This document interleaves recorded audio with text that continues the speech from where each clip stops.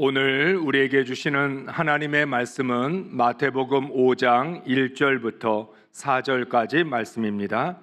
예수께서 무리를 보시고 산에 올라가 앉으시니 제자들이 나아온지라 입을 열어 가르쳐 이르시되 심령이 가난한 자는 복이 있나니 천국이 그들의 것이며 애통하는 자는 복이 있나니 그들이 위로를 받을 것이며 아멘.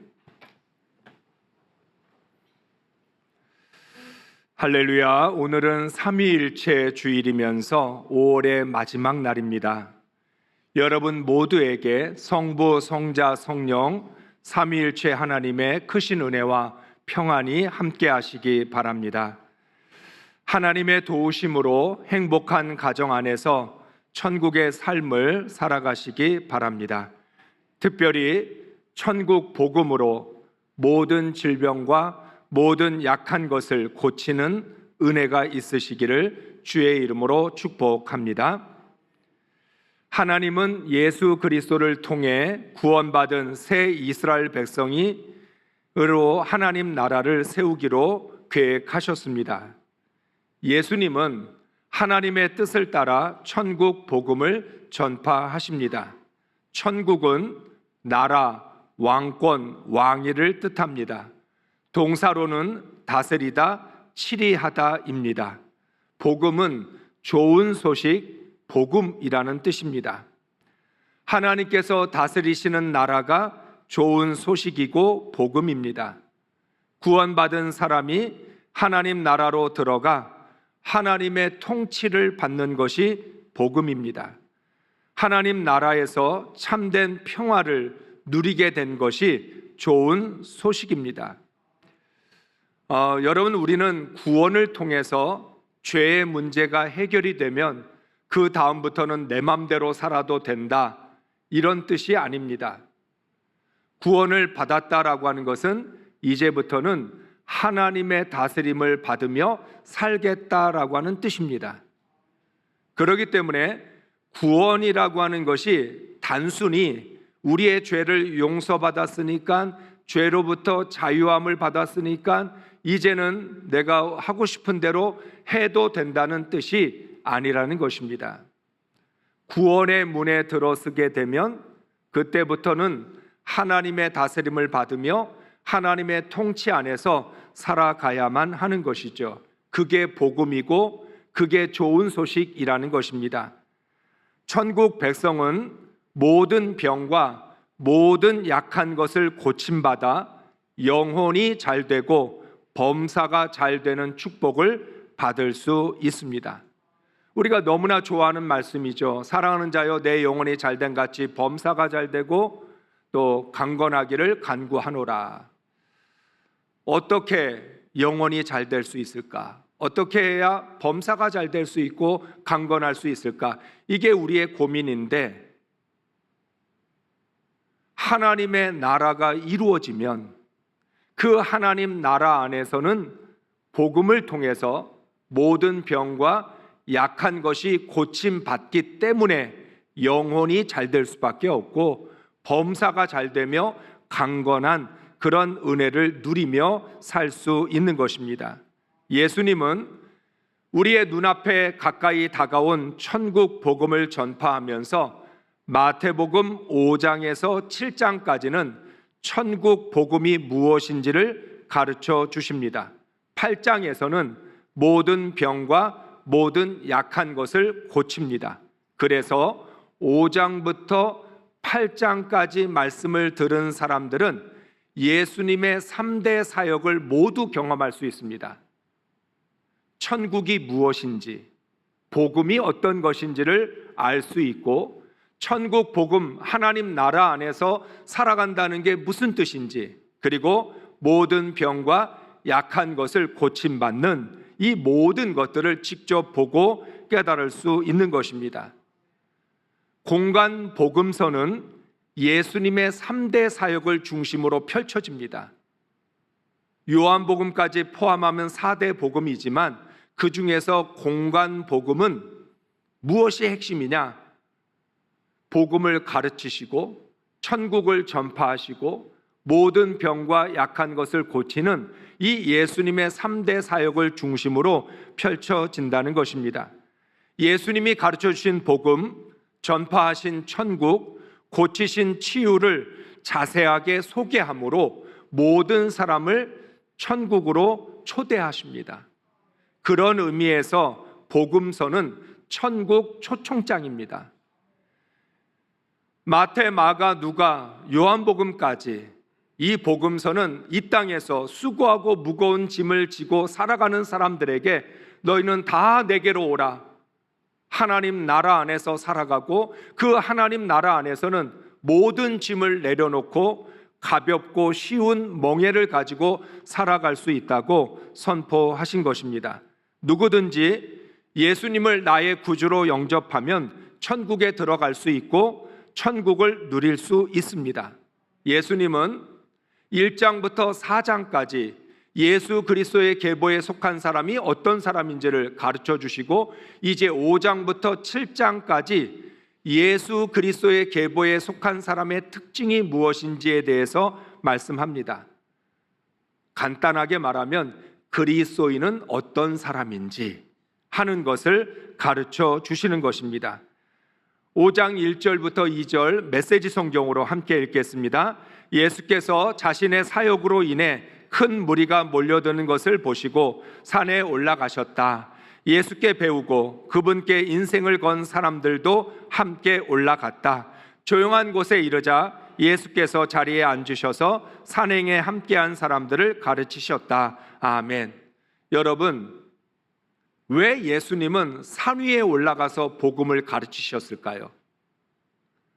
평지에 있다가 그냥 그 평지에서 천국 복음을 가르치면 더 많은 사람들이 들을 수 있을 텐데 예수님은 굳이 산 위에 올라가셔서 산 정상에서 천국 복음을 가르치십니다.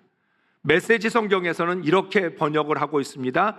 예수께 배우고 그분에게 인생을 건 사람들도 함께 올라갔다. 산 위까지 올라가려면 아무나 올라갈 수 없습니다. 귀찮아서 힘들어서 올라가는 걸 포기할 수 있습니다. 그런데 끝까지 정상에 올라간 사람들은 예수님께 배우고 싶어서 예수님에게 내 인생을 걸었기 때문에 산 정상에 올라가서라도 그 복음을 듣고 싶은 사람들이 올라왔다는 것입니다. 또한 산 정상은 세상과 거리가 있습니다. 세상의 소리가 들리지 않는 곳입니다. 그렇기 때문에 세상을 차단하고 오직 예수 그리스도의 복음에 집중하겠다는 의미에서 산 위에 올라가신 것입니다. 여러분, 신앙생활에서 광야와 산은 반드시 필요합니다. 광야와 산 두 가지가 다 비슷한 성격을 갖고 있는데 세상과 거리를 두고 세상의 소리를 완전히 차단한 채 하나님의 말씀에만 집중하고 하나님의 뜻을 분명하게 깨닫기 위해서 우리가 산과 광야가 필요하다는 것입니다. 오늘 이 자리가 여러분의 광야가 되고 여러분의 산이 되시기 바랍니다. 여러분 산 정상까지 올라오지는 않았지만 이 예배를 드리는 순간만큼은 세상과 완전히 차단하고 하나님 말씀에 집중하고 하나님의 뜻을 깨닫고 하나님의 다스림을 받아 하나님의 통치를 경험하는 이 시간이 되어야 우리가 참된 천국 복음 안에서 살아갈 수 있는 것입니다. 더군다나 오늘 이 사람들은 예수님으로부터 직접 천국 복음을 들을 수 있습니다. 그렇다면 보다 더 집중해서 천국 복음을 들어야 하고 정확하게 깨달아야 천국을 살아가는 하나님의 사람들이 될 수 있는 것이죠. 천국 복음의 시작은 팔복입니다. 이 땅을 사는 모든 사람이 간절히 원하는 것은 복입니다. 우리 모두는 다 복을 원합니다. 행복, 축복, 성공이라고 하는 표현을 다르게 사용하기도 하지만 뜻은 하나입니다. 성공이 됐든 행복이 됐든 축복이 됐든 그 말은 잘 살고 싶다는 뜻입니다. 한 번밖에 없는 인생이기 때문에 정말 잘 살고 싶어 합니다. 세상과 생명을 창조하신 하나님께서 피조물에게 가장 잘 사는 것이 무엇인지를 복이라고 하는 단어로 설명하고 있습니다. 그러니까 여러분, 복이라는 단어가 단순히 잘 된다, 잘 먹고 잘 산다 이런 뜻이 아니라 우리를 창조하신 하나님, 그분 안에 우리에게 가장 알맞은 복이 있는 것이고, 하나님이 주신 복이야말로 우리가 이 땅에서 가장 인생을 잘 살 수 있는 길이라고 하는 것을 말씀하고 있는 것입니다. 최고의 복은 천국입니다. 천국을 사는 것이 가장 큰 축복이고 가장 큰 성공이며 가장 큰 행복입니다. 그래서 3절부터 10절까지 팔복에 대해 4절부터 10절까지 천국을 산다는 게 무엇인지, 그리고 3절과 10절 팔복의 시작과 끝이 천국이 그들의 것이미요 라고 하는 말씀으로 누가 천국을 살 수 있는지를 가르쳐 주십니다. 그렇기 때문에 4절부터 9절까지의 내용들은 천국에서만 누릴 수 있는 복이라는 것입니다. 여러분, 천국의 복으로 살려면 첫째, 심령이 가난해야 합니다. 최고의 신앙은 심령이 가난한 것입니다. 어떤 게 믿음이 정말 좋은 거냐? 주를 위하여 헌신하고 충성하고 목숨까지 내놓고 이런 것도 정말 중요하겠지만, 그러나 가장 최고의 신앙은 심령이 가난한 것입니다. 심령이 가난해야 예수 그리스도의 계보에 속한 사람입니다. 신앙생활은 어디에서부터 시작하냐? 가난한 심령에서부터 신앙생활이 시작됩니다. 심령이 가난하지 않으면 4절부터 10절까지의 이 팔복의 축복은 불가능합니다. 그래서 오늘 5장 3절과 이 말씀을 개역개정과 메시지 성경으로 연속해서 읽겠습니다. 심령이 가난한 자는 복이 있나니 천국이 그들의 것이며, 벼랑 끝에 서 있는 너희는 복이 있다. 너희가 작아질수록 하나님과 그분의 다스림은 커진다. 아멘. 메시지 성경이 좀 더 쉽게 설명하죠. 심령이 가난하다라고 하는 말은 무슨 뜻이냐? 나는 작아지고 하나님은 커진다. 내가 작아질수록 하나님의 다스림은 더 커진다. 반대로 내가 커지면 하나님은 작아지겠죠. 내가 인생을 주장하고 내가 내 인생을 다스리려고 할수록 하나님의 다스림은 사라져 버립니다. 그러나 나는 작아지고 내 주장이나 내가 다스리는 모든 것들을 다 내려놓으면 하나님의 다스림은 더 커질 수밖에 없습니다. 천국은 심령이 가난할 때 이루어집니다. 많은 것을 소유하고 성공해야 천국이 이루어지는 것이 아닙니다. 내 심령이 완전히 비워져야 천국이 내 안으로 들어옵니다. 내가 가난한 심령이 되고 내 심령이 텅 비게 되면 천국이 내 속으로 들어옵니다. 하나님이 다스리시는 하나님 나라는 사람이 다스리는 곳에는 세울 수 없습니다. 세상의 것들로 가득 차 있는 곳은 하나님의 통치를 받을 수 없습니다. 내 안에 너무 많은 것들로 꽉 차 있으면 천국은 들어오지 않습니다. 그래서 예수님은 말씀합니다. 심령이 가난해야 천국이 너희의 것이 될 수 있다. 너희의 속에 있는 모든 것들을 다 비우면, 모든 걸 버리면 그 속으로 천국이 들어오고 하나님의 다스림이 시작된다라고 말씀합니다. 윌리엄 바클레이라고 하는 학자는 산상수훈 강해에서 가난이라고 하는 단어를 아주 자세하게 설명을 합니다. 가난이라는 헬라어는 두 가지가 있습니다. 페네스와 푸토코스입니다. 페네스라고 하는 말은 여유가 없는 사람, 하루하루 벌어서 먹지 않으면 안 되는 사람을 뜻합니다. 그러니까 페네스라고 하는 사람의 가난은 어느 정도의 가난이냐? 하루하루를 벌어야 그날 벌어서 먹고 살 수밖에 없을 만큼 가난합니다. 푸토코스는 완전히 궁핍한 것을 말해주는 형용사입니다. 따라서 페네스이든 푸토코스이든 너무나 가난한 상태, 완전히 아무것도 없는 상태. 그러니까 심령이 가난하다라고 하는 건 뭐예요? 내 속에 아무것도 없는 상태. 내 생각이 조금이라도 남아있지 않고 내 주장이나 내 고집이나 나의 어떤 경험이나 이런 것들이 조금도 남아있지 않는 완전히 비워진 상태를 의미하는 거죠. 윌리엄 바클레이는 이 푸토코스라고 하는 헬라어를 히브리어 아니라고 하는, 가난이라고 하는 히브리어를 통해서 설명을 합니다. 이 아니라고 하는 히브리어는 4가지 단계를 거쳐서 발전했다라고 합니다. 첫째는 말 그대로 가난입니다. 가난, 물질적으로 가난한 것을 뜻합니다. 둘째는 가난한 사람이 세상 사람의 공격과 모욕으로부터 자기를 방어할 힘을 갖지 못한 것을 의미합니다. 그러니까 첫 번째 가난은 진짜 돈이 없다, 아주 단순한 가난, 돈이 없는 가난입니다.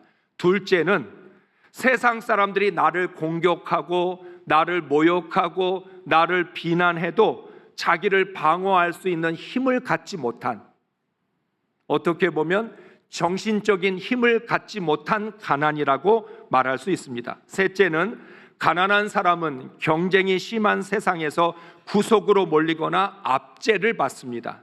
구조적인 가난을 뜻하는 거죠. 가난한 사람은 무시당합니다.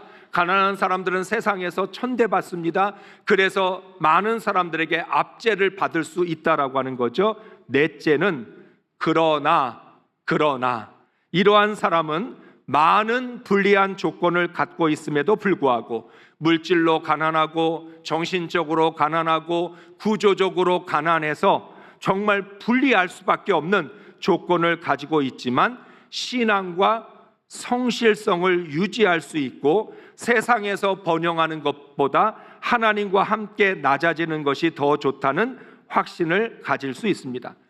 역설적으로 가난하고 비천하지만 진실할 수 있고, 가난하고 비천하지만 하나님을 온전히 신뢰하며 자신을 맡길 수 있는 사람을 뜻하는 거죠.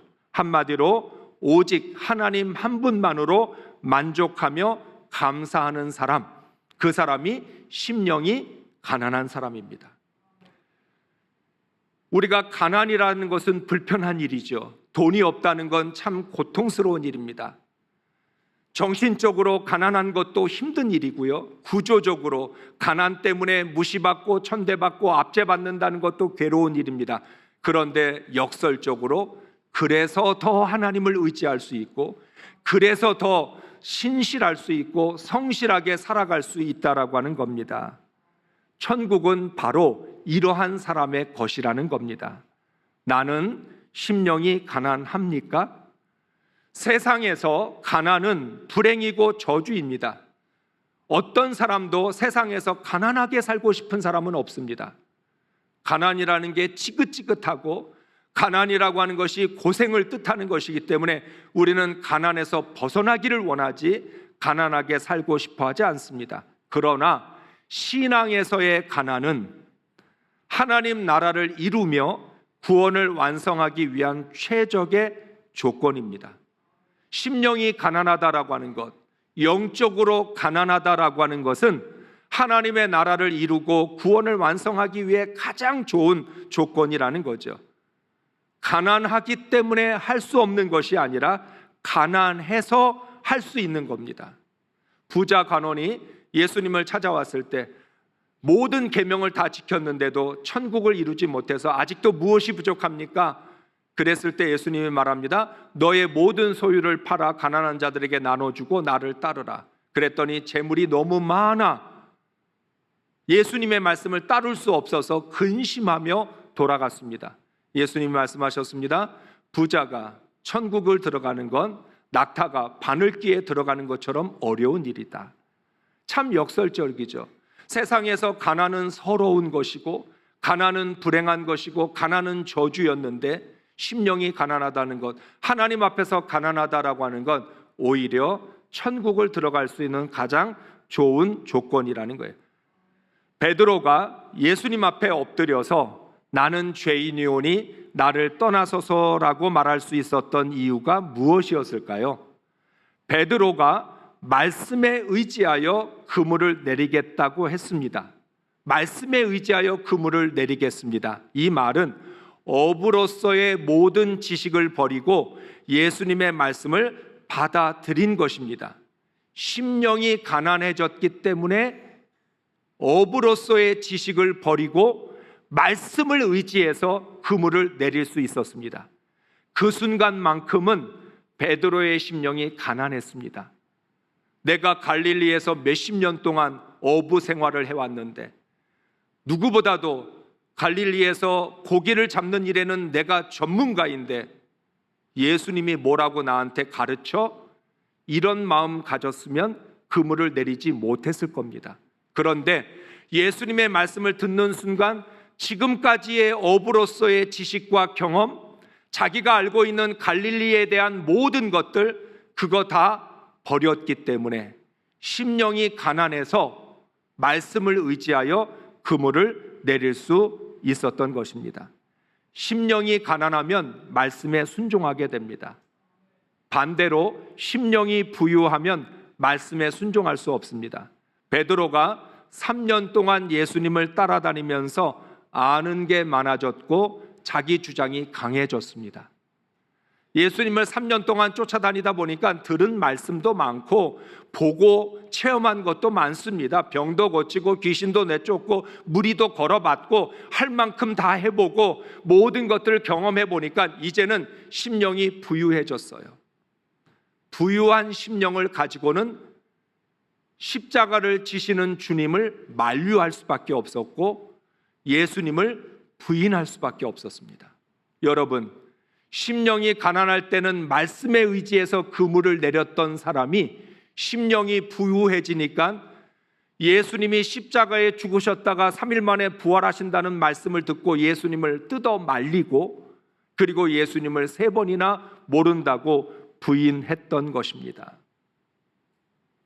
내가 아는 게 많으면 하나님을 더 잘 믿을 것 같은데 성경 지식이 많아지고 영적 체험이 많아지고 신앙의 경험이 많고 헌신한 게 많아지면 정말 예수를 더 잘 믿을 것 같은데 오히려 심령이 너무 부유해져서 말씀에 순종하지 못하게 된 거죠. 이 바울이 모든 것을 배설물로 버렸던 것은 심령이 가난해지기 위해서였습니다. 바울은 깨닫게 되었습니다. 내가 예수님을 따르고 예수님께 순종하려고 하니까 내가 알고 있는 모든 율법의 지식들이 방해가 되는구나. 지금까지 나에게 유익했던 것들인데 이 유익했던 것들이 예수님을 따르는 데 있어서는 걸림돌이 되구나라고 생각해서 그 모든 것들을 배설물로 버렸습니다. 내 안에 너무 많은 것들로 가득 차 있다는 걸 깨달았기 때문에 자기에게 유익했던 것까지도 배설물로 버리기로 결정했습니다. 여러분, 왜 배설물일까요? 아예 다시는 주워 담을 수 없도록 버렸다가 다시 담는 일이 없도록 배설물로 버렸습니다. 완전 폐기시켜 버렸습니다. 율법의 지식들, 내가 그동안 율법 학자로서 바리새인으로서 하나님을 따랐던 그 모든 것들을 완전히 폐기해 버리고 다시는 주워 담지 못하도록, 그리고는 심령이 가난한 상태에 예수 그리스도를 따르게 된 것이죠. 자기를 완전히 버렸기에 복음으로 채울 수 있었습니다. 그 누구보다 예수님의 가르침을 정확하게 깨달았던 바울은 심령이 가난한 자는 복이 있나니라는 말씀을 아주 쉽고 분명하게 설명합니다. 고린도후서 6장 10절의 말씀입니다. 근심하는 자 같으나 항상 기뻐하고 가난한 자 같으나 많은 사람을 부유하게 하고 아무것도 없는 자 같으나 모든 것을 가진 자로다. 아멘. 하나님의 다스림을 받으면 놀라운 기적이 생깁니다. 심령이 가난해지는 것입니다. 심령이 가난하면 겸손한 척, 욕심이 없는 척 할 이유가 없습니다. 하나님의 다스림 가운데 모든 것을 버려서 심령이 가난해지면 저절로 겸손해집니다. 여러분, 우리가 지금 겸손한 척 하고 있습니까? 욕심이 없는 척 하고 있습니까? 그 말은 내 심령이 부유하다는 거예요. 심령이 가난하면 더 이상 그런 척을 할 이유가 없어요. 저절로 고개가 숙여지고 저절로 무릎을 꿇게 되니까, 그렇기 때문에 모든 것을 버리게 되면 그런 일이 일어나게 된다는 거예요. 그래서 말합니다. 심령이 가난하면 근심하는 자 같으나 항상 기뻐하고, 가난한 자 같으나 많은 사람을 부유하게 하고, 아무것도 없는 자 같으나 모든 것을 가진 사람. 왜? 천국을 소유했기 때문에 모든 걸 가진 사람이라는 거죠. 우리가 심령이 가난하면 가장 부드러운 마음이 됩니다. 하나님 나라는 그런 곳에 임합니다. 가장 부드럽고 가장 겸손하며 가장 가난한 마음에 천국이 이루어집니다. 여러분, 심령이 가난하다라는 말을 영적인 뜻이냐 또는 물질적인 의미냐 따질 필요가 없습니다. 심령이 가난하여 천국을 소유한 사람은 내가 나 된 것은 다 하나님의 은혜로 된 것이니 라는 고백을 가지고 삽니다.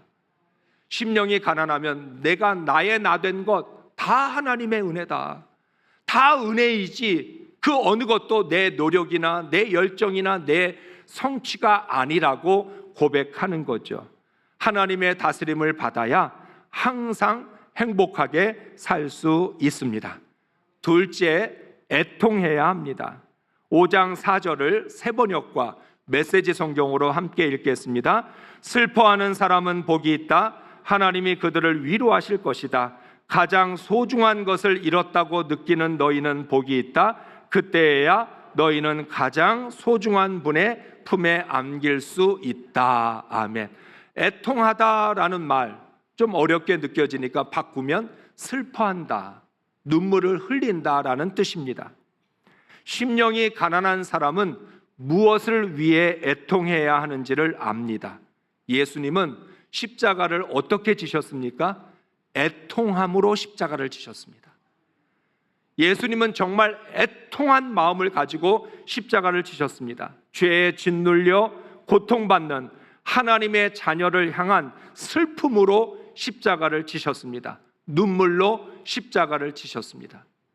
예수님은 애통함으로, 눈물로, 슬픔으로 십자가를 지셨습니다.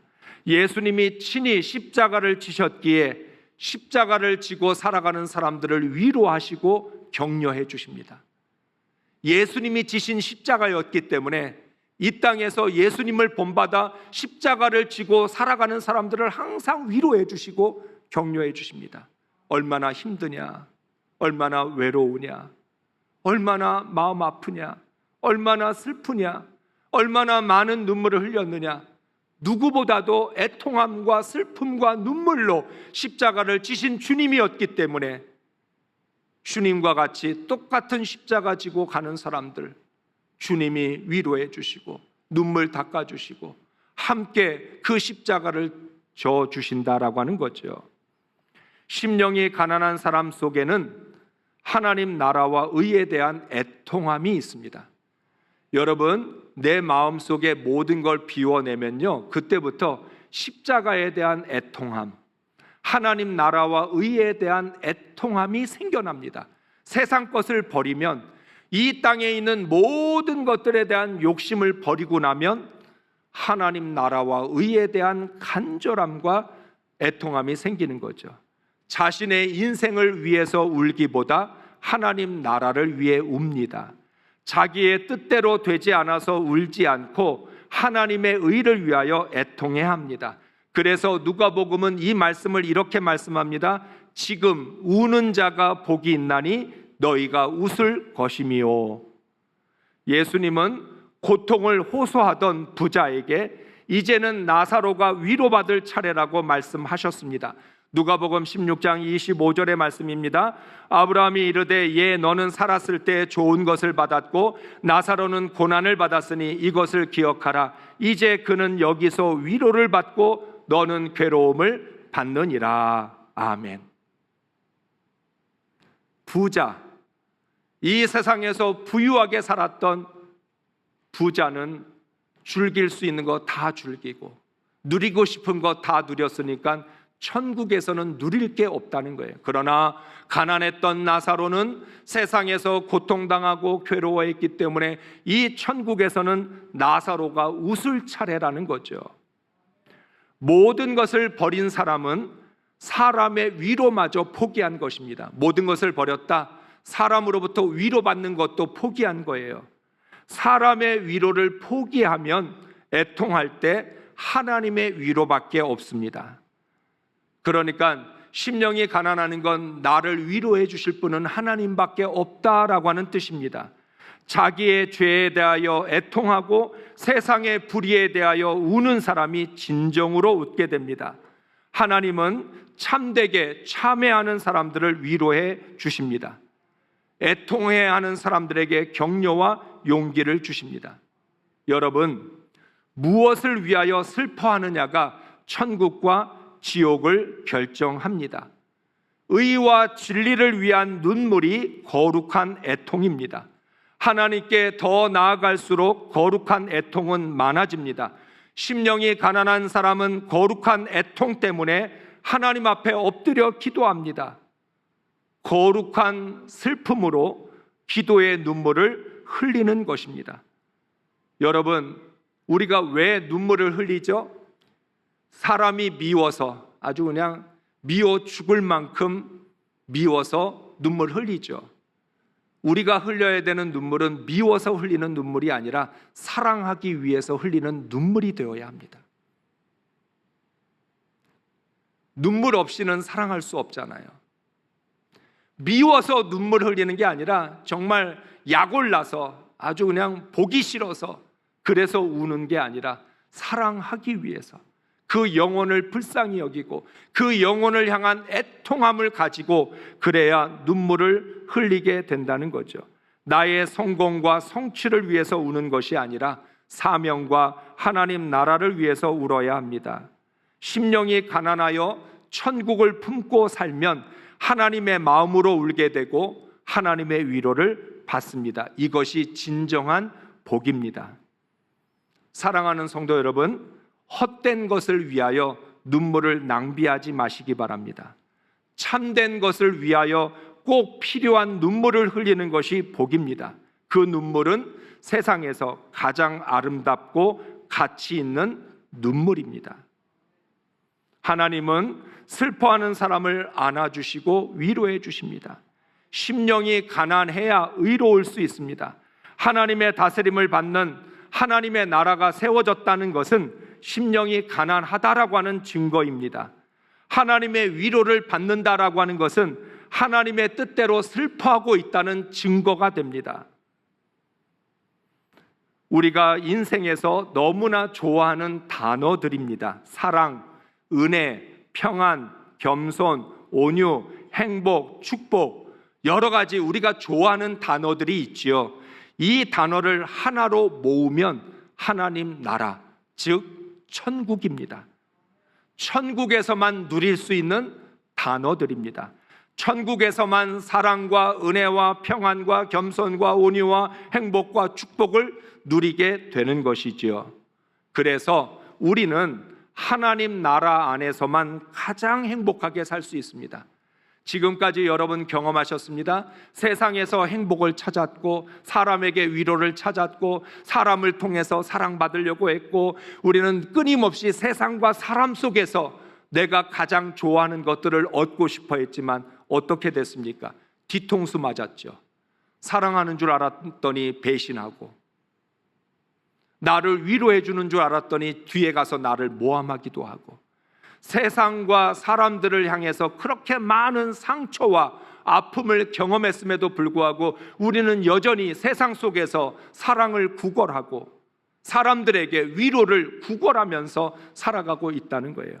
하나님은 오늘 말씀합니다. 하나님의 자녀들은 세상과 사람들에게 위로와 사랑을 구걸하지 마라. 하나님이 너희를 사랑하시고 하나님이 너희를 위로하시며 하나님이 너에게 천국을 통해서 천국에서 그렇게 귀한 축복과 은혜를 누리고 행복하게 살아갈 수 있게 하실 것이라고 약속하셨습니다. 우리 모두 심령이 가난하며 애통함으로 하나님의 위로를 받고 날마다 천국을 살아갈 수 있기를 주의 이름으로 축복합니다.